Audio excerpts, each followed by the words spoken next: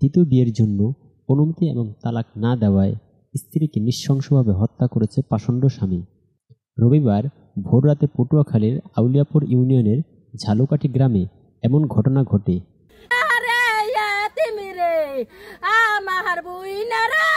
এদিকে হত্যাকাণ্ডের পর থানায় গিয়ে আত্মসমর্পণ করেছে ঘাতক স্বামী নূর মোহাম্মদ হাওলাদার।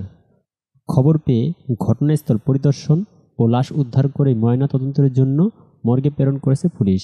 এই ঘটনায় এলাকায় চাঞ্চল্যকর সৃষ্টি হয়েছে। নূরজাহান বেগমের পুত্রবধূ রুজি আক্তার ও নূপুর আক্তার জানান, দ্বিতীয় বিয়ে করা নিয়ে নূর মোহাম্মদ ও স্ত্রীর মধ্যে বিরোধ চলছিল। কয়েকদিন আগে তালাক দেওয়ার জন্য স্ত্রী নূরজাহানকে চাপ প্রয়োগ করে নূর মোহাম্মদ। এ নিয়ে তাদের মধ্যে ঝগড়াঝাটি হলে নূরজাহান ছেলেদের ঘরে চলে যান। শনিবার রাতে স্ত্রী নূরজাহান বেগমের কাছে ক্ষমা চেয়ে পুত্রবধূদের মধ্যস্থলে তাকে ঘরে ফিরিয়ে নিয়ে যান নূর মোহাম্মদ। পরে রাতে সবাই ঘুমিয়ে গেলে স্ত্রী নূরজাহান বেগমকে জবাই করে হত্যা করে পালিয়ে যান নূর মোহাম্মদ। এই ঘটনায় সুষ্ঠু বিচার দাবি করেছে স্থানীয়রা ও নিহতের স্বজনরা। নিহত নূরজাহান বেগমের 2 ছেলে 1 মেয়ে রয়েছে। পটুয়াখালী সদর থানার অফিসার ইনচার্জ মোহাম্মদ ইমতিয়াজ জানান, এই ঘটনার জন্য নূর মোহাম্মদকে গ্রেপ্তার করা হয়েছে। মামলার প্রস্তুতি চলছে।